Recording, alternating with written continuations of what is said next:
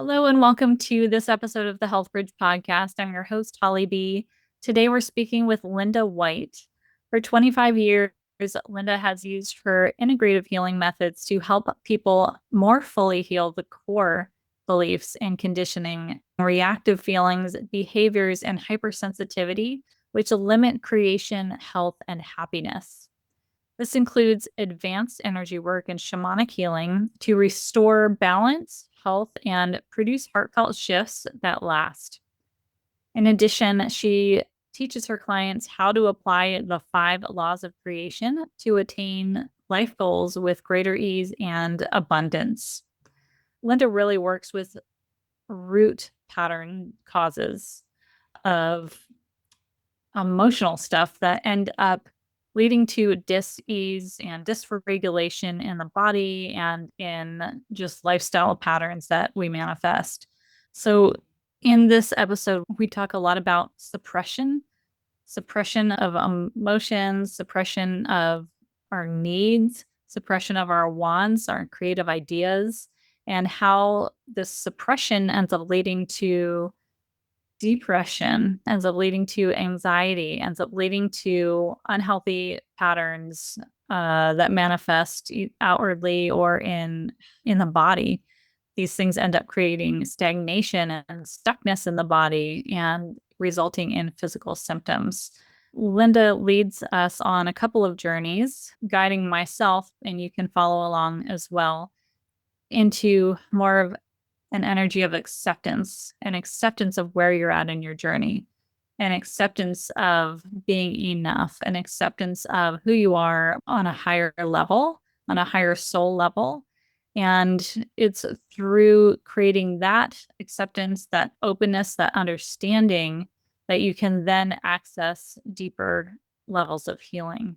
And so we get, again, really in depth on how these patterns play out in our lives, in our bodies, and how creating these shifts on a deep level, not just on a surface level by, stating affirmations over and over all day long or different more surface level techniques such as that, how we can really affect and create positive change both physically, mentally, and spiritually. So if you are driving or doing something active while you're listening to this, towards the end is where we get into the exercises where you will want to be in a quiet area where you can close your eyes and follow along. If you are not doing that now, feel free to return to that part of the episode when you can. And now let's dive right into this episode with Linda. Linda White, I'm so glad to have you here. It's been a while that we've been talking about this, and now you're finally here. So welcome. I'm so happy to be here. I'm excited. Awesome. I just honestly want to dive right in. What I'm seeing and what I'm going to ask is, in the way that you work with people, are we essentially speaking to like a different way, more of an energetic way of affecting or helping people shift their neuroplasticity and their thought patterns and their beliefs and their the way they go about life, doing this through more of an energetic approach versus like a standard NLP model or cognitive behavioral therapy, something along those lines? Would you say that that is a correct assessment, or am I way off? You've got pieces of it, but it's actually inaccurate. Okay. So it includes the NLP model, the cognitive behavior model, because those are part of the mental part. So my work, a lot of people actually go because they hear the energy work and they hear the shamanic and they think, oh, it's energy work, because the mind just goes with what they've heard and what they've done. What I do is I actually have developed this methodology, integrative core healing and modern shamanism, in order to address what I call the 6 quadrants of healing. You've heard of mind, body, spirit, right? Yes. I found that a lot of people really don't understand that, and they think they're doing, for example, they think they're doing some deep emotional work when all they're really doing is some emotional release work, which is actually as an energetic and physical thing. So I address under mind, there's emotions, like how do you deal with your emotions when they happen? And later I'll take you through a process that I teach people that is actually how to apply the acceptance, emptiness, and personal power to let go of the judgments that are holding in emotions and cause that automatic suppression, which causes so many health problems and overreactions. It also includes the mental, which is changing the core beliefs and the conditioning, because it would be nice if I could energetically clear someone's energy and change their belief patterns, but nobody can do that for us. As much as I wish I could have someone do that for me and just here, take my brain, reformat it.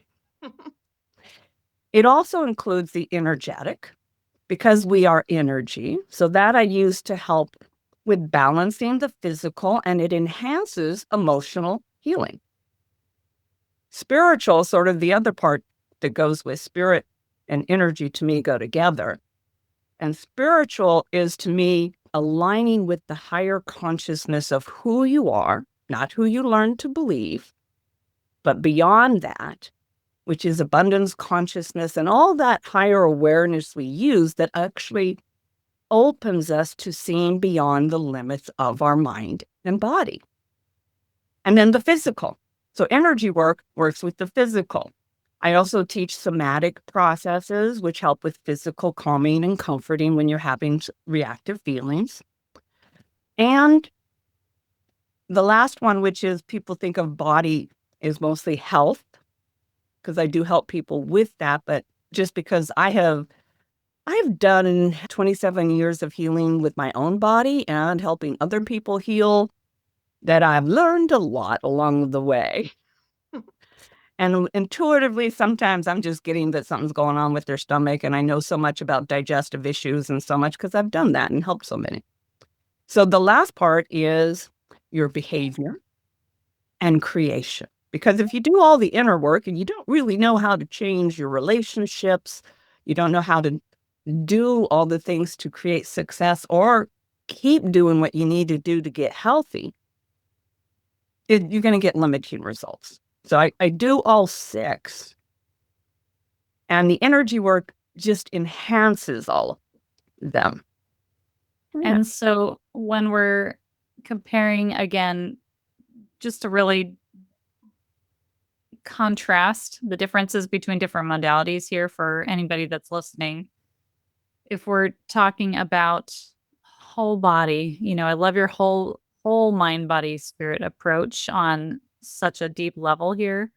I think when people first come into, we'll just call it the holistic or the self-help arena, they might start looking at affirmations.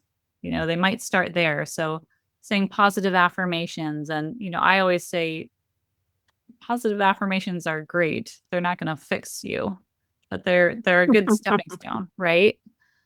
How do we start shifting from like the more surface level stuff of positive affirmations and gratitude and all those things are really good, but it's that deeper work, right? That's going to really actually move the needle or move the dial. Or, as I say, create lasting, heartfelt changes. Because affirmations are great if you believe them. That's To the the level problem. you believe them. Yeah. So that's part of why I actually created this work. Because after 6, 7 years, of personal growth back in the 80s, I just started to notice that there were a lot of gaps in what was available. The things that I learned transformed my life. Was learning to change my beliefs. I was part of communities that we all were processing all the time. And it really did change how I felt. It increased my confidence, my self-worth.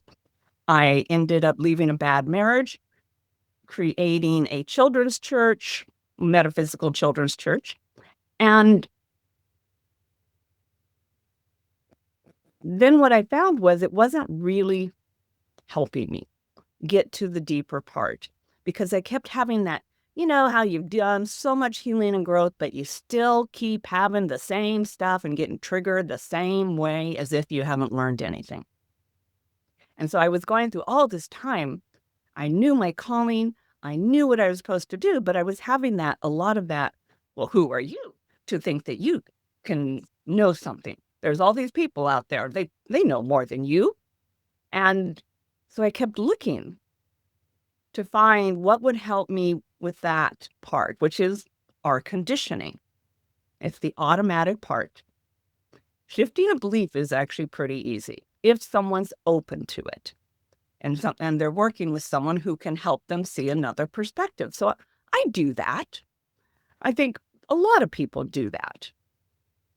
What this work does is I was going on my journey and I was like, what are the elements that really help people grow beyond the basics?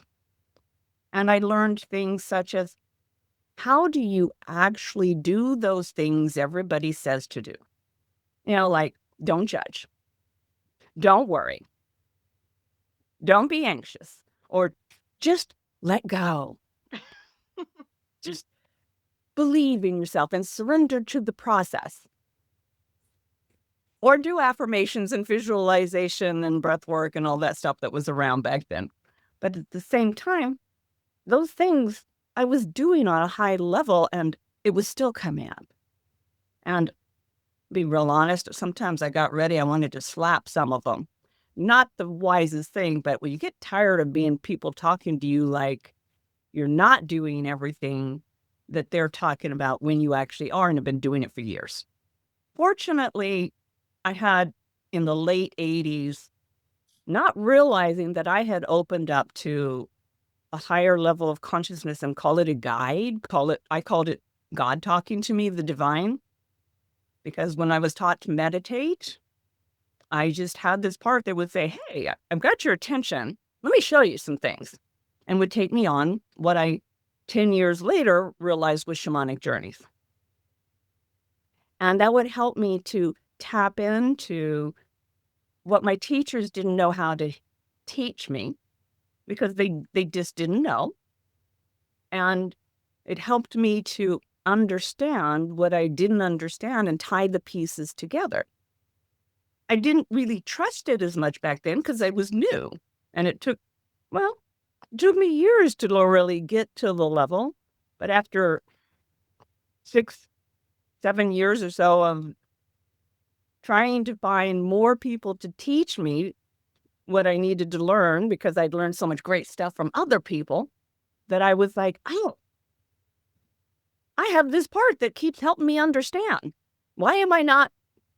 But I'd grown so much that I reached the point of trusting this part. I developed that part that says, listen to this voice, because it was talking to me all the time anyways. And I ended up letting go. I ended up actually leaving. I was studying psychology in college and was guided to leave there and start teaching the wisdom I have.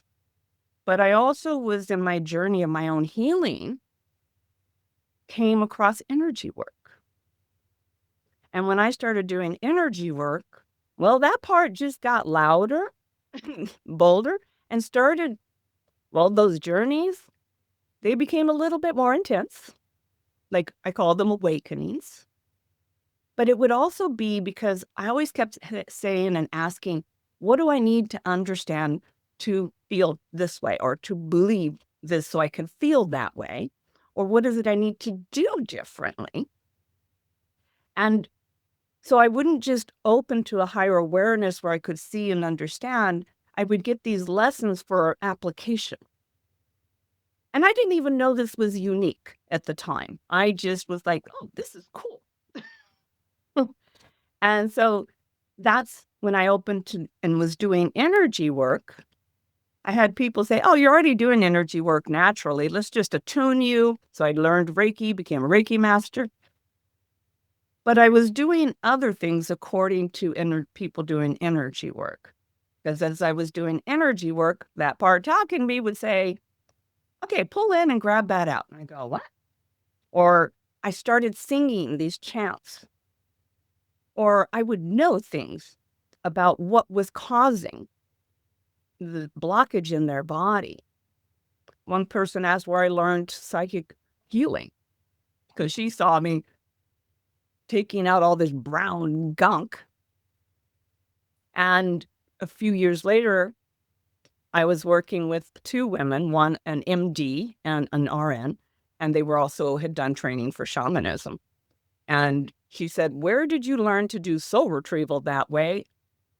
And that I do this thing where the divine taught me how to take people through a doorway so that instead of imagining higher consciousness, I take you to be with the part that already lives there, that's unconditional. And sort of to do what the divine was doing for me. This woman who had been trained actually by her grandmother as a kundalera, sometimes on kundalera, I think it's called. And she said, "You're a gatekeeper." I go, "What's that?" And she said, "It's an ancient shamanic healing that she'd never heard of. And her grandmother had heard of it, sort of like you hear of myths. Where I just saw it as a more modern version of soul retrieval, that instead of me bringing back the energy and bringing it into the body, I take you to be with it because we're whole. It's actually within us. I actually believe we're whole. We just don't feel whole, and that we have these programs inside of us that get disconnected. And like losing the desktop on the computer where we can't find a program, same with connecting with higher consciousness. We've lost the desktop shortcut. So I help them reconnect. And so I can sing and clear energy. I can do traditional energy work, plus a few extra things, and take people to be with this higher consciousness, which helps them to go beyond mentally believing to that heartfelt feeling. You know, like how in heart math it says you have to really feel it to really get the change at a good level. So that's how Yeah, I I mean, developed it. it made me think of heart coherence when you were speaking to that. Knowing something on your heart level is different than on the brain logical thought level. And I think that's where so many of us get stuck. And then we get stuck in these patterns of overthinking, over analyzing, being just, yeah, super analytical. That's where anxiety comes in. That's where self-judgment comes in, people pleasing, perfectionism, all this stuff comes in because we're not actually connected in our heart space to who we are on the soul level, our connection with God or the divine or source. And I think that is a root of that disconnect. And it leads to physical symptoms when we stay there too long. I'd love for you to, Exactly. yeah, I'd love for you to dive into that because, I know we were chatting prior to recording and I do a lot of work with autoimmune conditions. I myself have lupus, and it's been quite the journey there. And I'm curious what you've seen with your patients, with your clients who have struggled with chronic health issues. Sort of like myself, because I actually had 3 car accidents in the 90s, developed chronic fatigue in my 30s, and a blocked liver duct and gained 150 pounds. Then I lost it, and I got all healthy back then. And then 7 years ago, I went through a journey of having heart issues and needing a hip replacement. So there's been, through the years, times to do it for myself and for my clients. And what I do is, one of the biggest things is they are judging themselves. So I do teach people these processes that actually produce self-acceptance and letting go of the automatic. So it makes it easier for them to keep shifting back into alignment with the higher consciousness that they have actually already learned. and the energy work helps with balancing their body and I do, based on my clients, I do more advanced energy work. And I say that because people will say something like, oh, you do Reiki, and they had a friend do it, and they think that's what I do, or no, I do this much. And so one of the other challenges that they have is one of the main causes of stress is trying not to feel our feelings. So suppression of emotions, suppression of feelings, not expressing our needs, our boundaries and desires. These are huge. And I found a real correlation with a lot of people dealing with chronic health issues, as they don't always have these patterns, or they have them very high. And I find a lot of them are also very sensitive. I mean, the sensitivity could be because of their health issues, and because health issues will make you more sensitive. But a lot of them were also very born intuitive and empathic. And so because of that, they had sort of a double whammy going. And so because they felt things so big, their conditioning is stronger. So when we're trying not to feel our feelings, or when we're judging ourselves, our body constricts the same way as if someone else is judging. So how do you feel when someone judges you? How do you feel? Asking me? Oh, Mhm. I don't like it. It's so uncomfortable. I hate it. Yeah. Yeah. And a lot of times the body, you feel it tense, you feel on guard, right? Yeah. Well, we do the same thing when we judge ourselves. And that when we judge, the body's saying, oh, okay, you don't want to feel these feelings? Because we don't want to feel bad. We have an innate inner program to avoid feeling bad and to find what feels good. And so when we're judging, feeling anything that causing us to feel bad, we don't want to feel, so we try not to feel it. And so what the body does is it constricts the breathing, and it constricts the muscles, which constricts the breathing even more. Where some people have been constricted so much, the doctors have told them, you need to learn how to breathe. And this constriction of the muscles and the chest actually creates a depletion of energy moving through the body. We're talking blood flow, neural flow, so that the organs are not getting what they need to be healthy. And when they keep not getting what they need, they become, more susceptible to illness. And so then that's when things like cancer can come in. I mean, there's times when we have things that are injuries, and there's chronic health issues from so many things, but the stress, physical stress from trying not to feel feelings, which is a result of judging and limiting beliefs around it, that is one of the primary things that causes people to shut down. And it's also why they don't express and ask for help. And so the things like people pleasing, codependency, is combined with those judgments where they have never learned how to ask for help from people who can give it and are ready and willing. So they've learned to do it all themselves. Sometimes so good that nobody thinks they even need anything.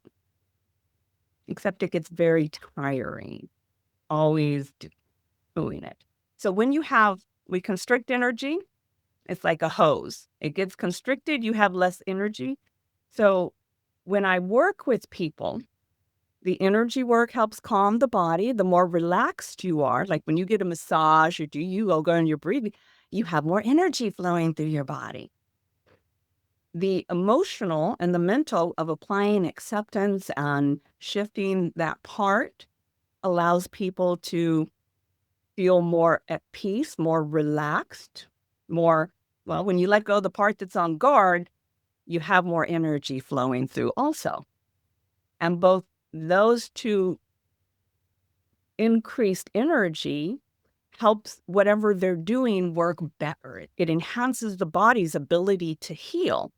And so that if they're working with other methodologies for their physical body, or even other emotional things, it helps those. Yeah, it's compatible. Mm-hmm. Yeah. So we're essentially relieving stagnation in the body, restriction in the body that has settled in due to these patterns that we've been stuck in that are rooted in emotional beliefs and patterns. It causes you to tense. Yeah. And on the Yeah. daily, like stress is, what is it? 40% of chronic illnesses are the primary thing is stress caused. Absolutely. My gosh. Even before my mono and then chronic fatigue and then eventually lupus, even before all that set in, I was having stress related health issues that at the time I had no idea were stress related. No idea. And what was going on at the time? I was in a relationship that was not healthy. I didn't feel that I could speak about it to anybody because I didn't want to hear what they were going to tell me. And I still believe, yep. And I still believed in the relationship at that point and was fighting for all of its limitations. And so I held it all in. I held everything in. And I'm sure I've always had that pattern, but there it was really coming to a head. And from there, as soon as I finally broke free of the relationship and was like, yes, I have my life back, it was like, bam, mono, bam, chronic fatigue, and I knew at the time, even though I didn't have any understanding of how, like, I knew that it was all related to that relationship. And it's taken me years to unravel that and learn really what's behind it, which is essentially everything that you're speaking to right now. Yeah. Which is the other thing that the judgments do and our limiting beliefs is they cause us to do those things, not talk to people and stay in relationships that don't serve us, or just keep doing basically some things that aren't working or don't do everything. Mm-hmm. They're familiar. There's a lot of reasons. And the judgments cause suppression. I always tell people if you're judging, it's going to be hard to shift perceptions, and it's also hard to heal because of the tension it creates. And suppression is the real thing. There's a lot of people out there who, I learned this too. I mistakenly learned this also, so I can relate, have learned to mistakenly believe that having negative thoughts causes their health issues. I don't quite see it that way because I used to, because I was reading the books and says, yes, correlate it. I do see there is a correlation, I think, in where we stuff the emotions. And it helps us tune in because we have 8 levels of awareness with our chakra system and the life lessons for each one. So yeah, that fatigue and stuff was because if you had it also growing up, most all of us do. All of us suppress feelings. We learn to suppress that which upsets others or upsets us. And so when we are suppressing, it creates the tension and everything. What it also does is the primary places that it constricts energy flowing to first is digestive, hormonal endocrine, and immune system. Because when you're in stress mode, it is activating your fight or flight. And your body's going, okay, this person is on guard, so there must be danger somewhere.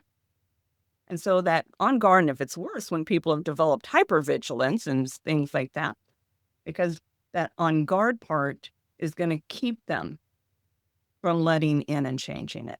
So that way, when fight or flight is activated, the adrenals keep releasing cortisol. And cortisol ongoing is toxic. And a lot of health issues, it's not just holding in our breath, it's a buildup of cortisol, toxicity. And so, and also when those parts like the immune system are not getting the energy it needs to do its job, we're more susceptible to our system saying, I need a lot more. And then there's the challenge of finding the solutions once you don't feel good. Oh boy. Yeah, especially if you're in that fuzzy autoimmune umbrella. Yeah. I mean, on average, it takes 7 years to get diagnosed with lupus. And I know all the other autoimmune diseases are not easy to diagnose either. So, yeah, and that just compounds and compounds the judgment, the questioning, the stagnation, the tensing up. Yeah. And yeah, it's a hard cycle to figure out how to get out of. So if you're It can also create, sorry, it can also create, it increases anxiety, first of all, but it also increases feeling that it won't work. You can't do anything about it. So a hopelessness. So since part of what I do is in connecting people with higher consciousness on a heartfelt level that isn't based on results. Because one of the primary conditional patterns we all have is we learn to define our sense of power, our value, our worth, and what's possible based upon results. And results includes what other people are thinking, feeling, and saying, like how they respond to us. And so when we have our power and trust and abundance and self-worth based on results, then, well, results don't always go like this. They don't even go like this. They go like this. And even if you got it right and you're doing great stuff, they're going to go up. There's still a wavering. So when we can stop, I call it unconditioning and creating unconditional belief patterns through emptiness, and not emptiness like in mindfulness. It's more how to apply emptiness. Because that's one of the main things I do. I'm not here just to tell you what you need to do. I've developed this, I call them integrative emotional wisdom, which is how do you actually do those things that everybody's saying? How do you let go of the automatic when you're triggered?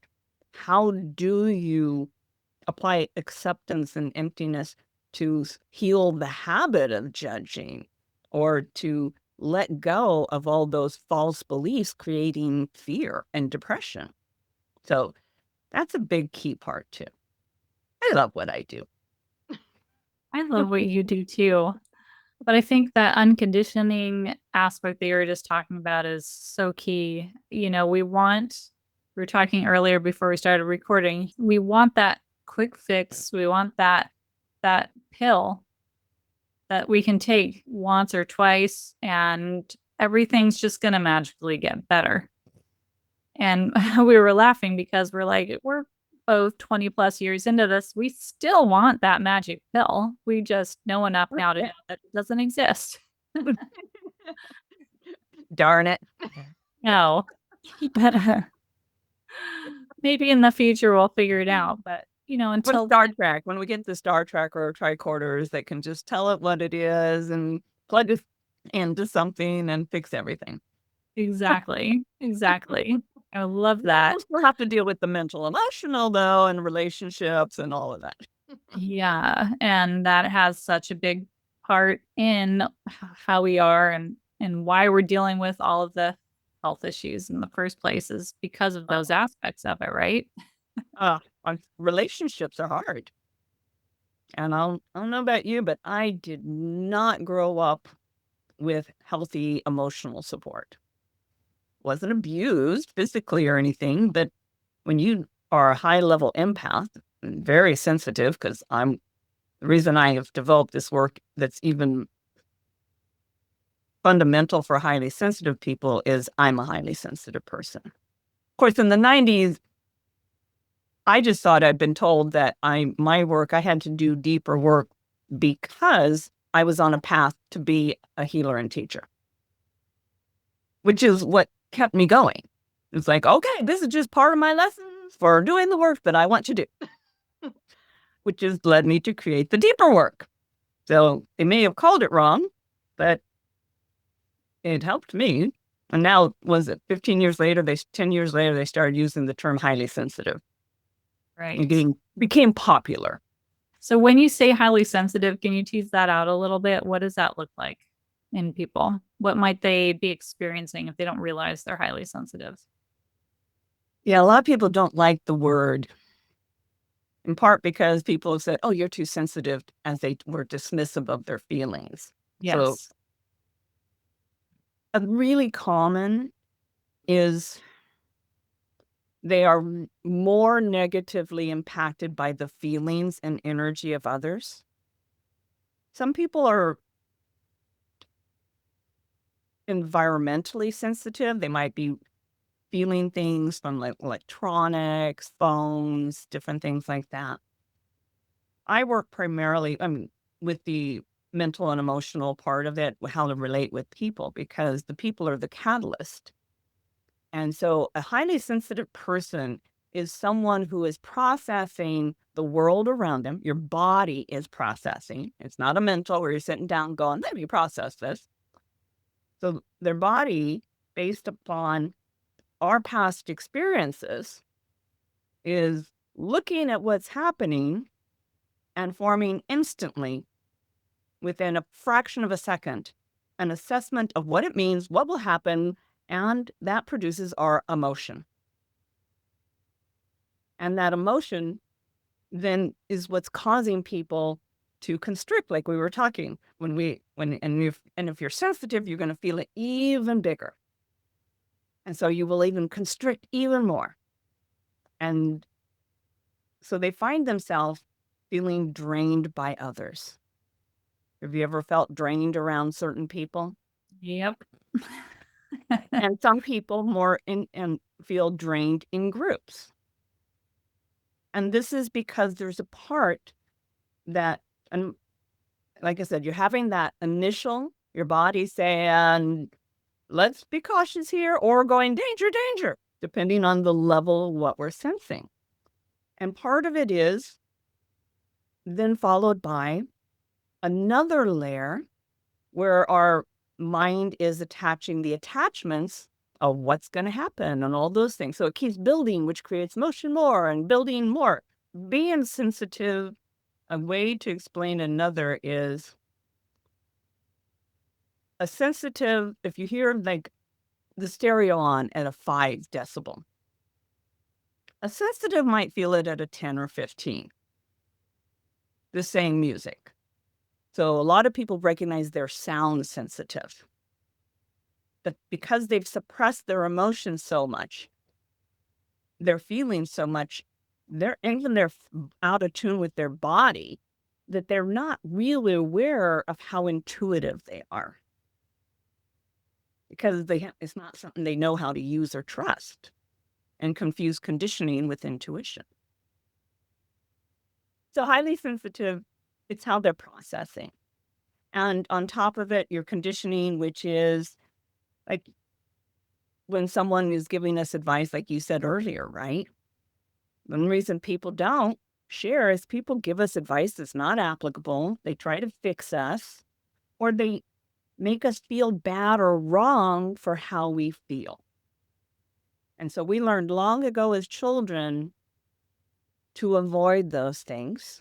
And in a highly sensitive person, they actually have troubles being in touch with their feelings, even though they're being very, very, very emotional.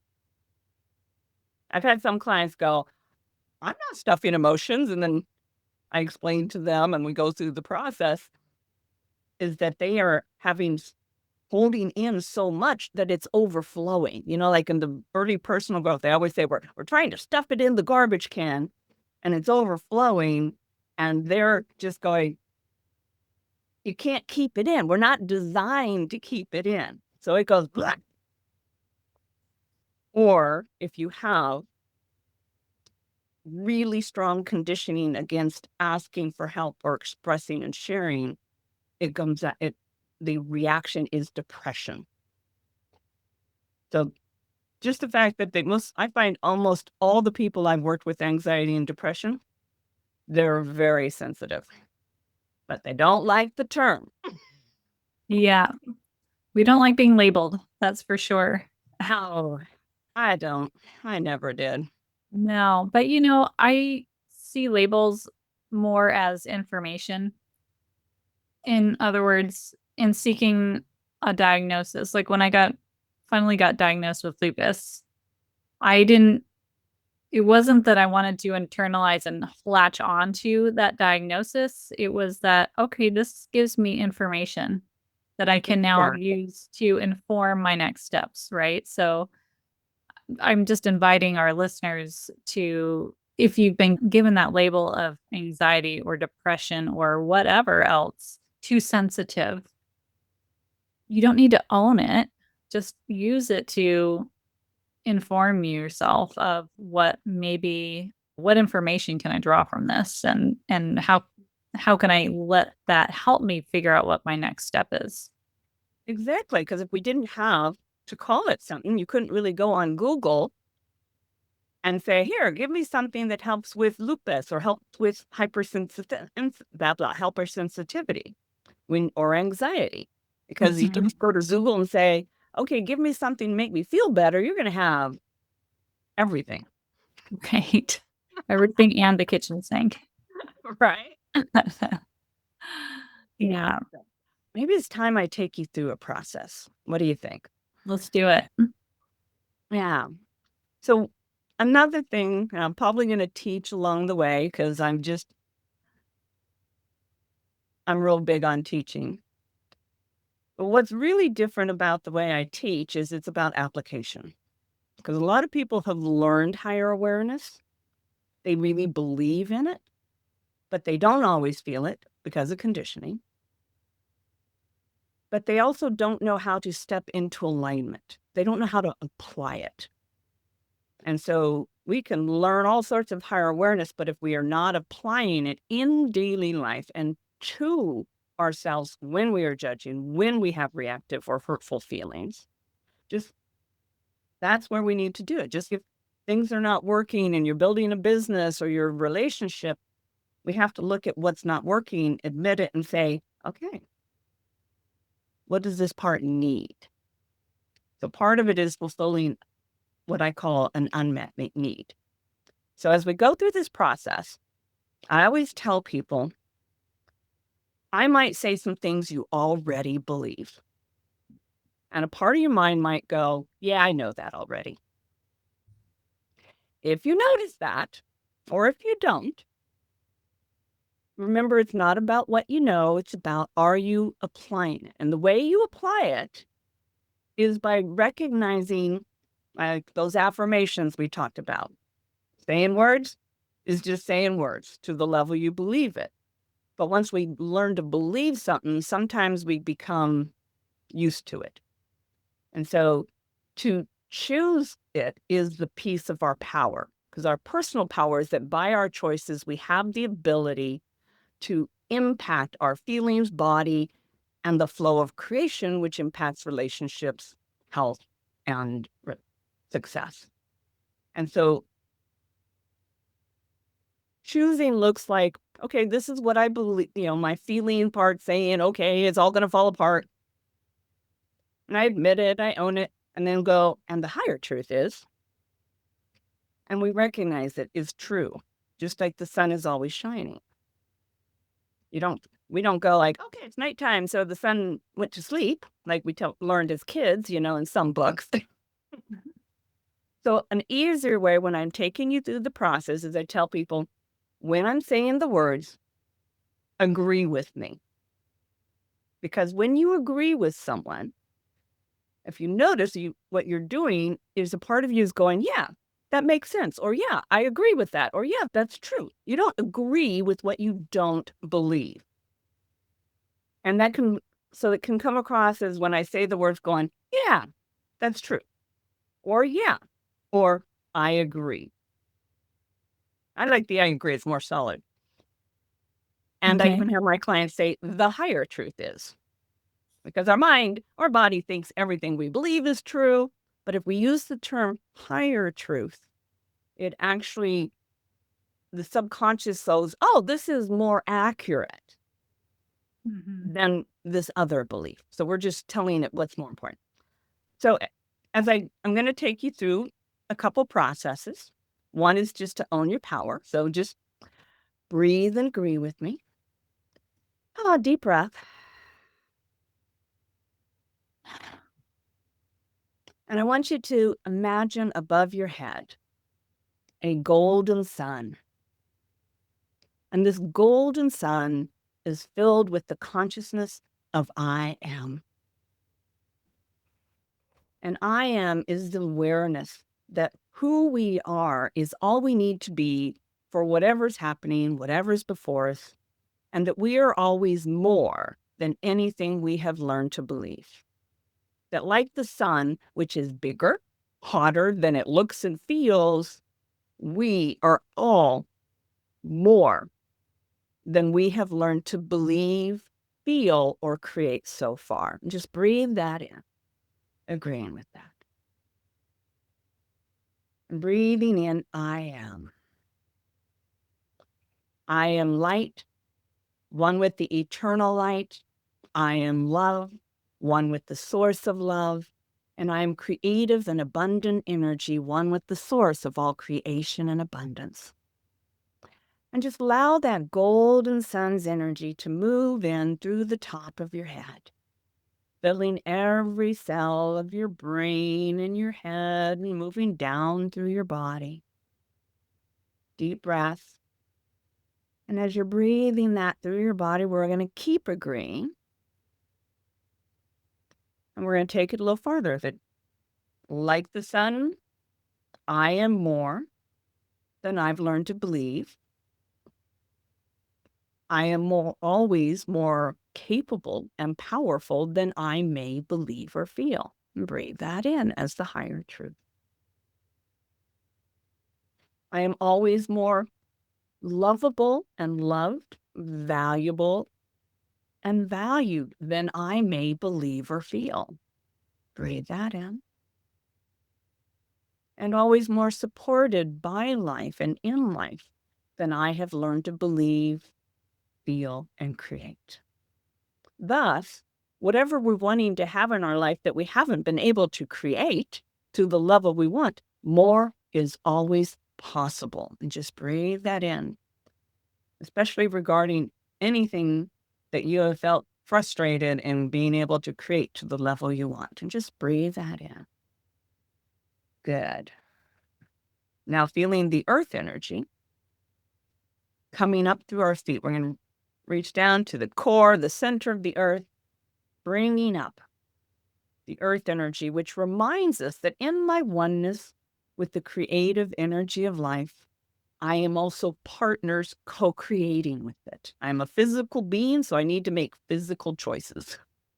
And by my choices, I can affect the flow of creation, my body, and my feelings. And just breathe that in.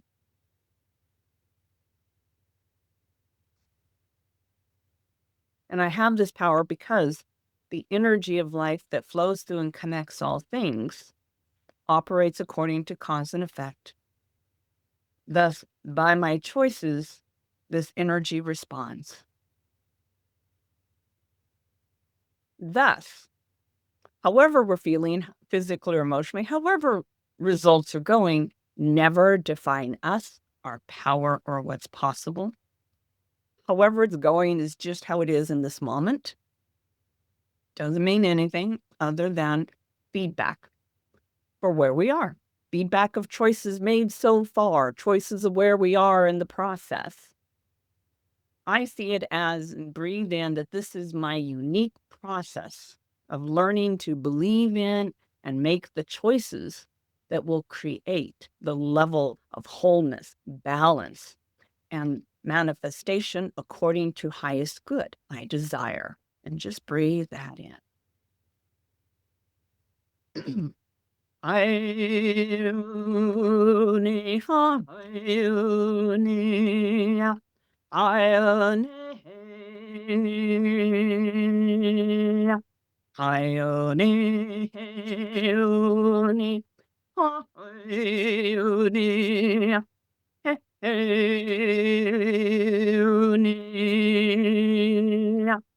ione.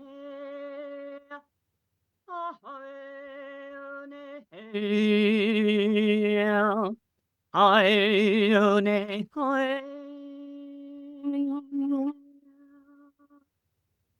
breath.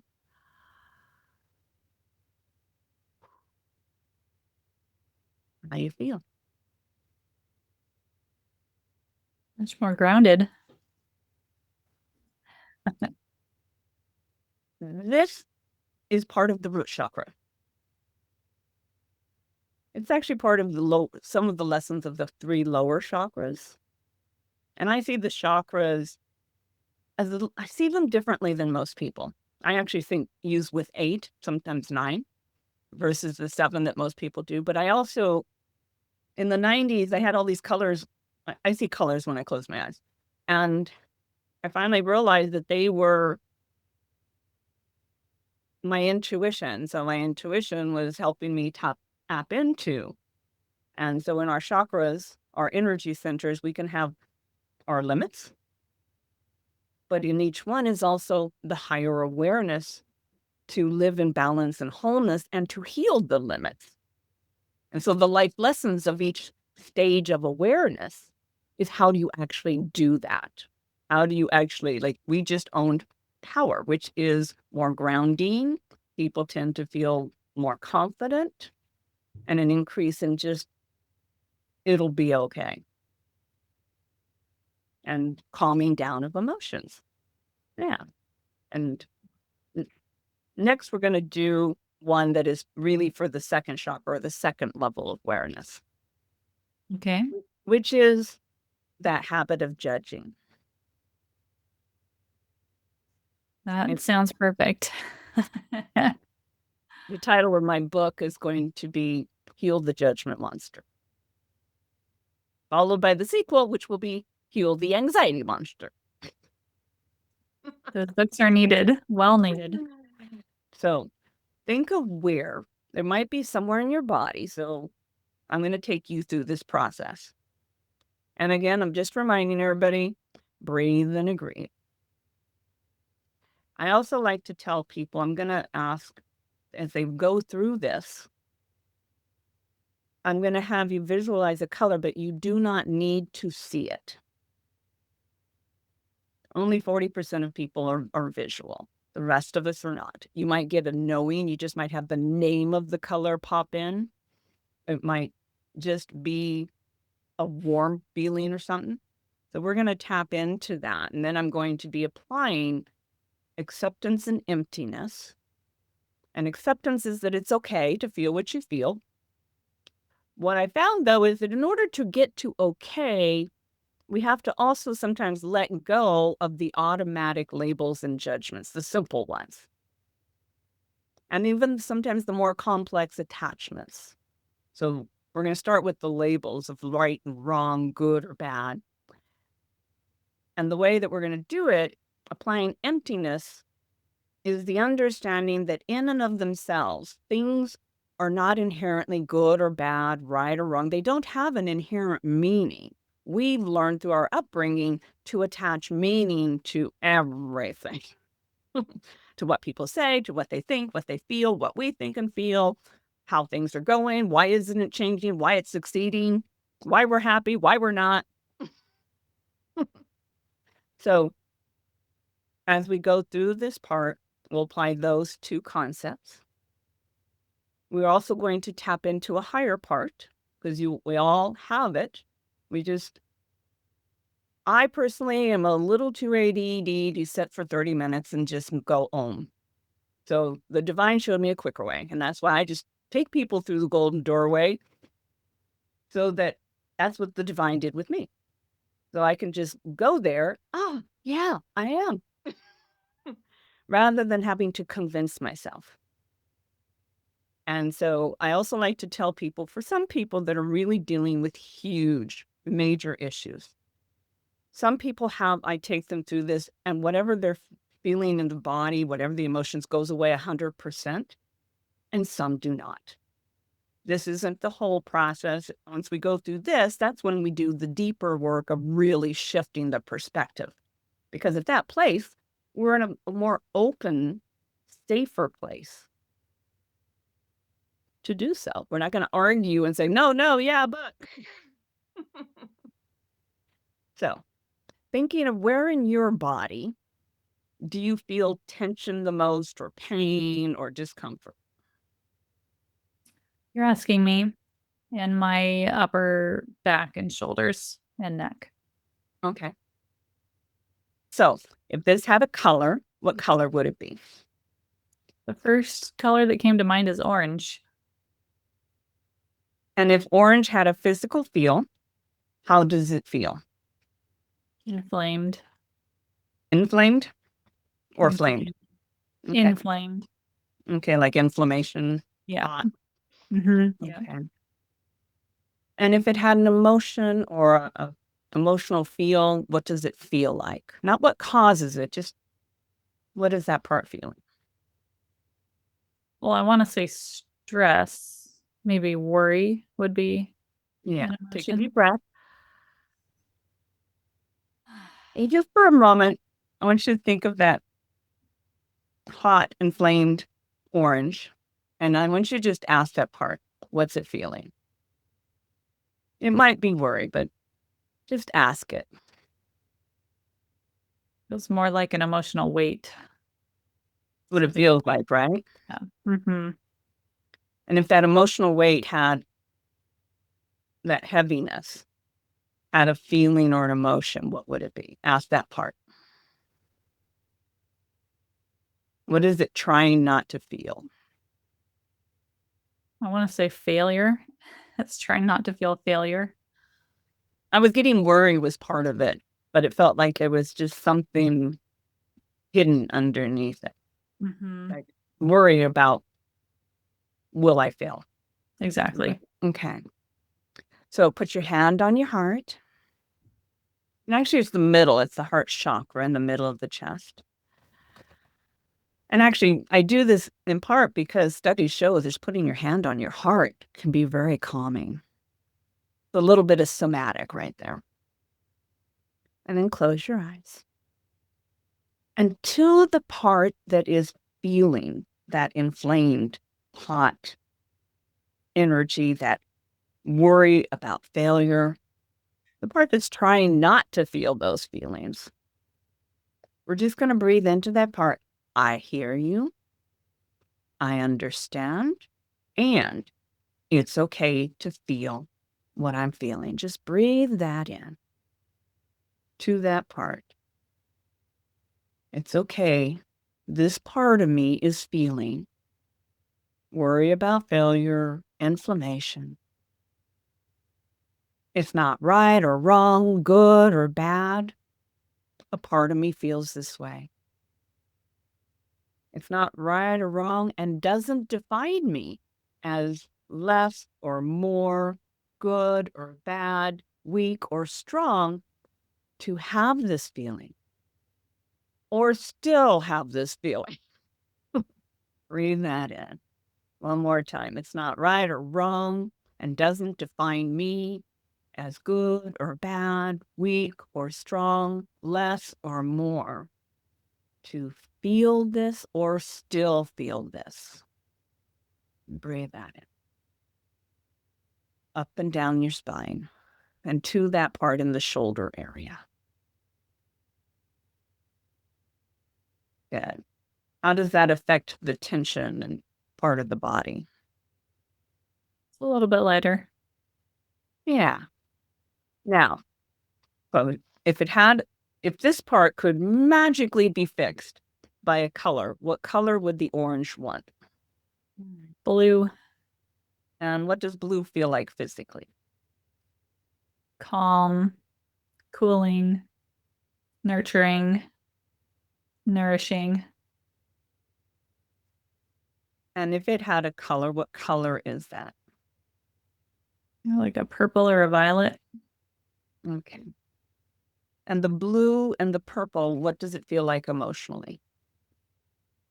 That nurturing, calm, cool, nourishing energy. What does that part feel emotionally? It's more pleasant. Less judgmental. More accepting? More accepting. Yeah. One of the things I teach my clients is to change the wording. It's not that they need to let go of judgment. They need to be more accepting. Take a deep breath. And just notice, breathe that up and down your spine. I can feel it. So does it also feel more relaxed? Yeah. A little more peaceful? Uh-huh. Along with the coolness. So breathe that in, up and down your spine. Good. Now, I want you to imagine the part of you that has had the orange feelings. And I want you to, if you're visual, see her before you. If you're not visual, just keep your hand on your heart and imagine saying this and giving this to her, because it works either way. And so I want you to imagine taking that blue, calm, nurturing, nourishing, accepting, relaxation, and peace, and while being accepting of that part's feelings, we're going to give it a hug of this blue and purple energy. We're just going to wrap it around and say to this part, whatever you're feeling, it's okay. Breathe that into that part. Whatever you're feeling, I love you. Whatever you're feeling, your feelings matter. Whatever you're feeling, I am here for you, and I will do whatever it takes to help you feel better. Just breathe that in. Whatever you're feeling, somehow it will be okay. Take a deep breath.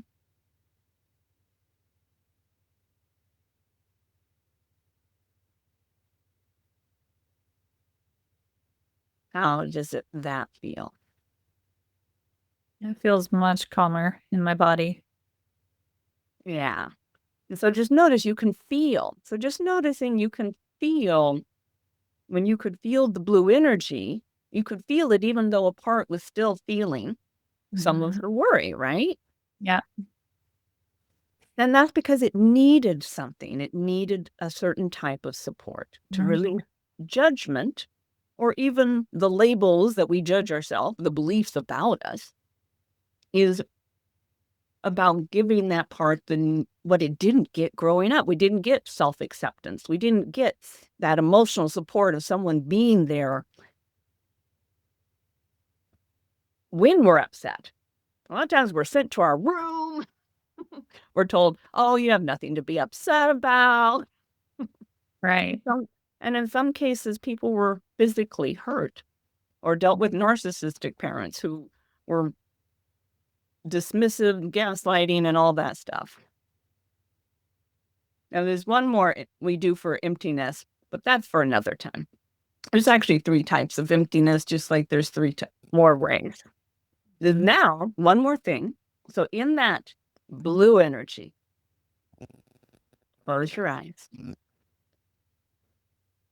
The part that's worried about failing is really a part that what it wants is to be trusting you will succeed. And that however it goes, because success is usually trial and error, and we have successes and failures along the way, right? But because we have conditioning that we feel bad if we fail, we breathe in to that part. It's not right or wrong like we did. But now we want to shift to that place of what's the higher truth. And this part can believe it already more than we can. We tapped into a part of you that just, you have a whole part of you that has learned all sorts of amazing wisdom, and you have another higher part that is even wiser than that. And just this part, in order to trust, it's about reminding this part that I am all I need to be. What does this part need to believe now in order to trust that however it goes, you will succeed? And that even if failures along the way happen, you will still succeed. So ask this part, just take a deep breath. ask this part, what is the higher truth about my ability to succeed? What popped in? And I just need to keep going and keep having faith. Yes. And the way we do that is we keep choosing to believe. You can open your eyes. So this is where if people, it's really deeply ingrained and they really don't have that higher awareness. I do core work and we go actually into the past and heal the conditional belief patterns where they were formed and release, well, decades of agreeing with it. And I actually take them into the golden doorway to be even a higher level of higher self.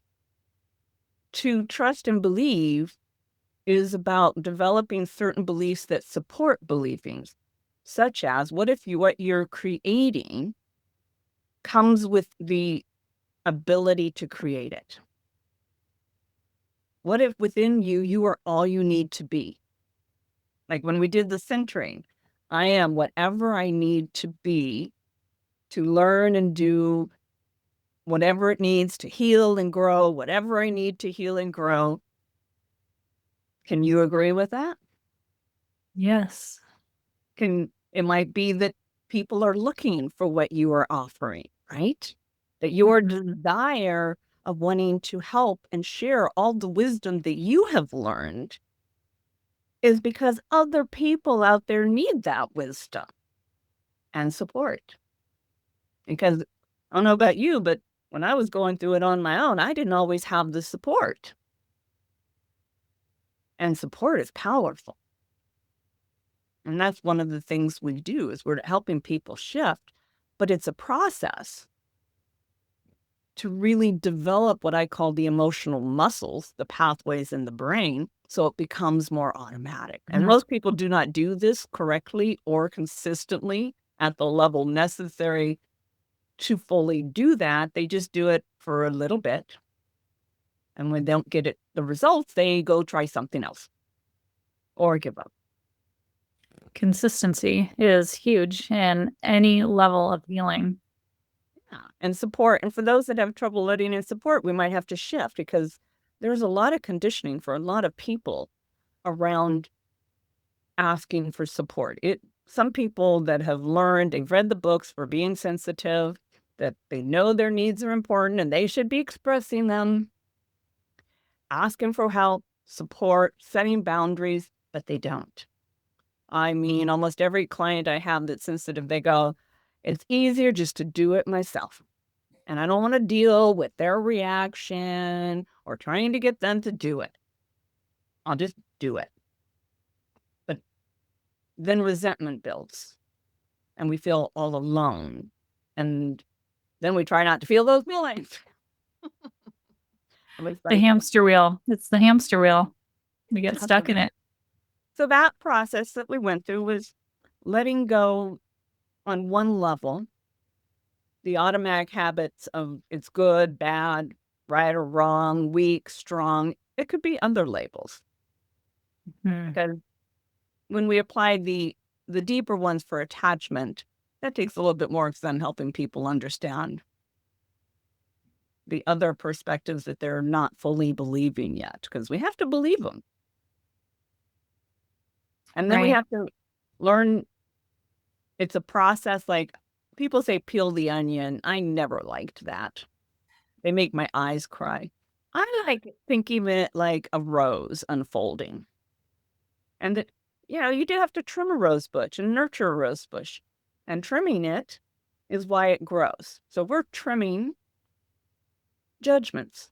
We're trimming beliefs and giving ourselves the support we are not receiving growing up or even as adults. Because when we can then give it to ourselves, we can more easily create it with someone else. And then I also talk with people about relationship, how to communicate, because a lot of people don't even have the words to express these things. So I have to actually teach them the words of what to say. And speaking of which, you're asking me through the process, what emotion does that feel like? What this? And I was like, I don't know. How do I put that an emotion to that? What is the right word? It is hard. We don't always have the right words that we need to use in any situation. I have some clients that when I ask what's the emotion, they keep saying physical. They're Right. so unused to tapping into it. The emotions and this is a lot of women.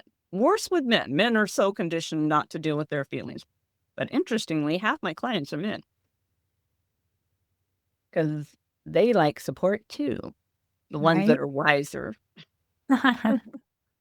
Yeah, it is. A lot of people are not comfortable.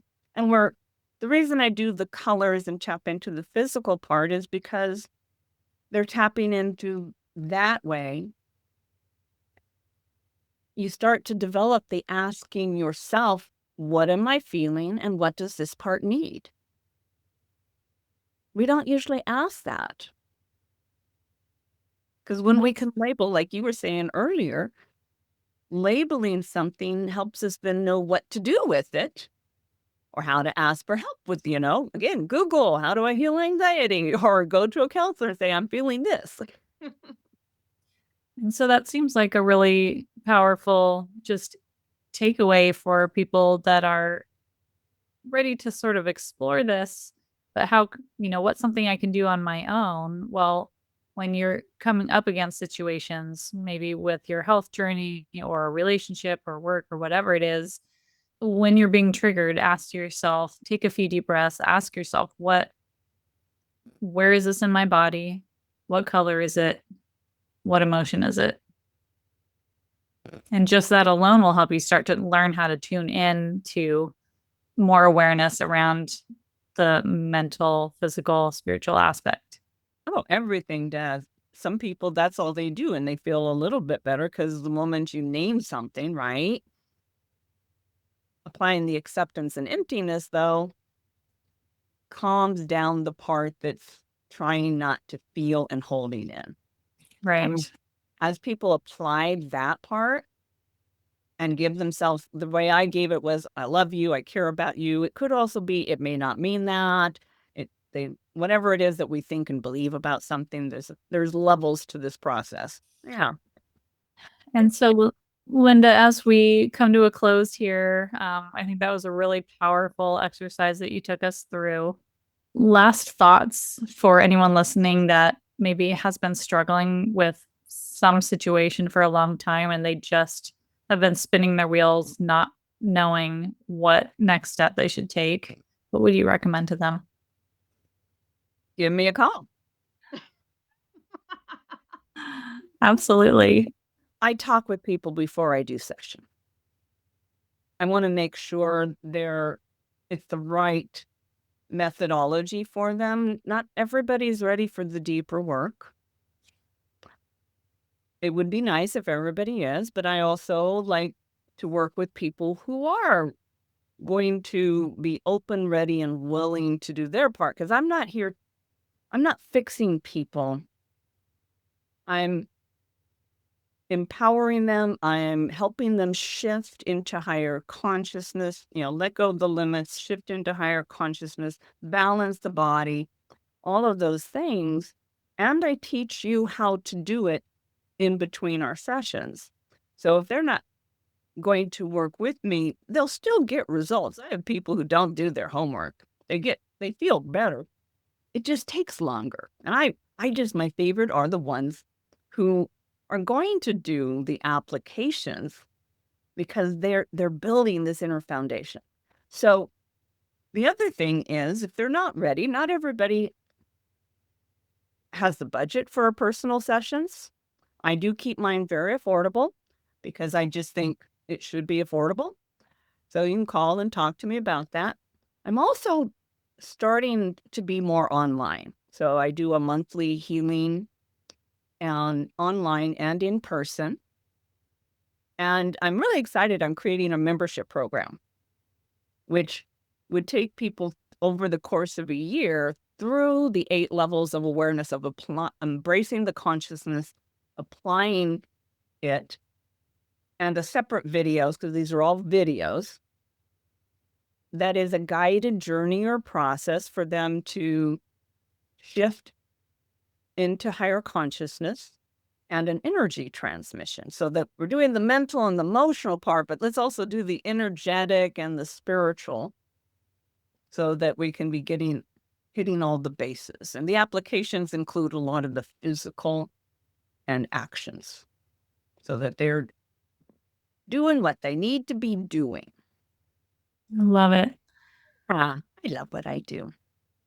It shows, and I will put all of your information so people can contact you in the show notes. And Linda, this has been such a lovely conversation. I love everything you're doing and how you're really helping people get to the deeper levels of their healing journeys. So thank you for being here.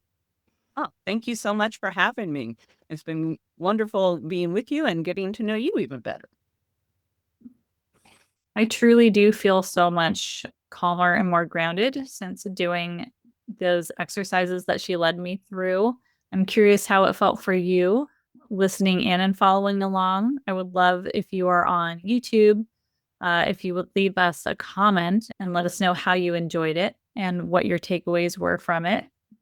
The more that I continue on my journey, the more I learn, the more I practice different modalities, the more I know that what Linda is saying is true. It's that the suppression of our emotions, our desires, our needs is what leads to this domino effect of things that can, I'll put in quotes, go wrong with us through our lives, right? That can create these patterns that aren't serving us anymore.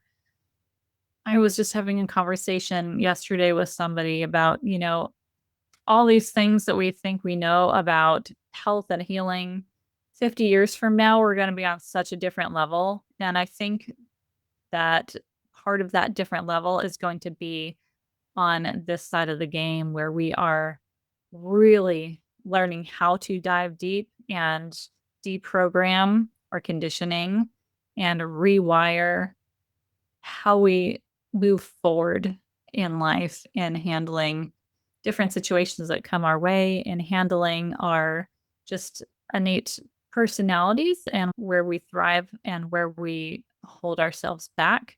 I think it's, we each have a different personality. We each come to the table with different challenges. And so it's learning how to understand our challenges, how to work with them so that they can become more of a superpower rather than something that holds us back from health and happiness. If you are at all curious about what it's like to work with Linda, highly and I highly encourage you to reach out to her and have a call with her and see if working with her might be aligned for you. I highly encourage anybody that's utilizing Western medicine on their healing route to also balance that out with something on the more holistic side that will help affect the energetic things going on behind the scenes. So, working with somebody like Linda is ideal. And in addition to that, working with somebody like me on dialing in the fundamental pillars of health.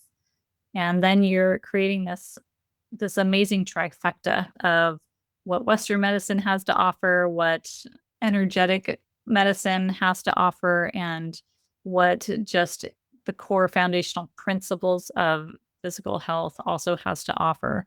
I would love to get to know you more and see what is going on with your health journey, where you're struggling, and where your hopes and dreams and desires lay for your future. Sign up for a call with me. That link is in the show notes. And let's just have a quick, no pressure chat just to get to know each other a little bit more. Thank you so much for listening in. And I look forward to having you here again on the next episode of the Health Bridge podcast.